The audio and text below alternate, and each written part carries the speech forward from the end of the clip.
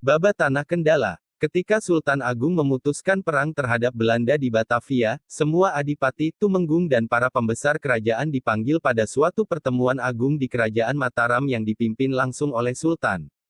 Setelah melalui perapatan serta saran-saran dari para adipati ataupun para pembesar kerajaan, maka keputusan akhirnya Mataram menyatakan perang terhadap Belanda di Batavia. Para pimpinan perang pun diputuskan, dan diputuskan juga panglima perangnya, yaitu Tumenggung Bahurekso, Adipati Kendala dan Gubernur Pesisir Laut Jawa. Bisa dibayangkan bahwa Kendala pada akhirnya menjadi pusat perhatian para sentono kerajaan. Para bupati, tumenggung maupun pembesar kerajaan lainnya perhatiannya tertuju pada figur Tumenggung Bahurekso dan Kadipaten Kendala sebagai pusat pertahanan dan berkembang menjadi pusat persiapan angkatan perang menuju ke Batavia. Kendala memang memiliki catatan sejarah yang agung. Betapa tidak, Kendala menjadi tempat berkumpulnya para pembesar-pembesar kerajaan. Banyak adipati atau tumenggung yang harus meninggalkan daerahnya dan berkumpul di Kendala. Menurut beberapa catatan, para pembesar-pembesar kerajaan yang hadir di Kendala dalam rangka persiapan perang melawan Belanda di Batavia, antara lain. 1. Tumenggung Bahurekso. 2. Pangeran Purboyo. 3. Pangeran Juminah. 4. Tumenggung Mandurorejo. 5. Tumenggung Upasanta. 6. Tumenggung Kertiwongso, asal Jepara. 7. Tumenggung Wongsokerto. 8. Tumenggung Rajekwesi. 9. Raden Prawiro, Pangeran Sambong. 10. Pangeran Kadilangu. 11. Pangeran Sojomerto. 12.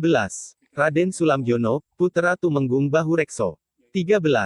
Raden Banteng Bahu, putra Tumenggung Bahurekso.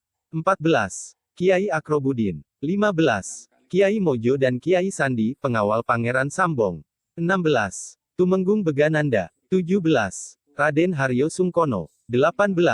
Raden Mutohar. 19. Tumenggung Pasir Pugar. 20. Pangeran Karang Anom. 21. Pangeran Tanjung Anom. 22. Tumenggung Panjirejo. 23. Pangeran Pugar. 24. Tumenggung Singoranu, Pati Mataram, pengganti Ki Juru Mertani. 25. Arya Wiro Notopodo atau Suropodo. 26. Tumenggung Wiroguno. 27. Raden Bagus Kumojoyo. Dan tentunya masih banyak lagi tokoh-tokoh kerajaan yang hadir dalam pertemuan persiapan perang ke Batavia. Bahurekso memutuskan bahwa pertemuan persiapan perang tidak dilakukan di pendopo kabupaten tetapi di sebuah tempat yang dekat dengan pantai. Oleh para peserta pertemuan akhirnya disepakati bahwa tempat pertemuannya harus dirahasiakan. Tempat yang dipilih ternyata di tengah hutan, persawahan. Tepatnya di bawah pohon yang rindang.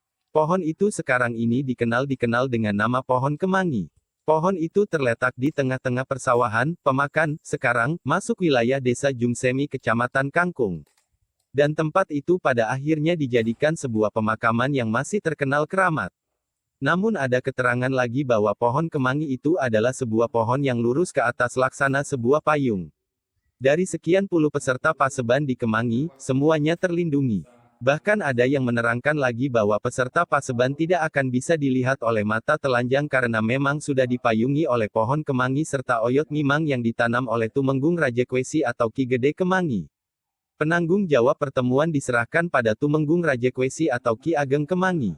Tokoh ini yang mengatur prosesi pertemuan dari awal sampai akhir dan bahkan termasuk keamanan para tokoh-tokoh kerajaan dari intayan telik sandi atau intel, mata-mata pihak lawan. Oleh karenanya daerah-daerah yang dijadikan pintu masuk para petinggi kerajaan itu dijaga dengan ketatnya. Tidak hanya itu, penjagaan dengwancara batin dan spiritual pun dilakukan dengan baik. Siapa sebenarnya Tumenggung Rajekwesi itu? Memang tidak banyak yang tahu. Belum ada catatan sejarah yang menerangkan tokoh ini secara jelas. Tokoh ini mempunyai peranan sangat penting pada pertemuan itu.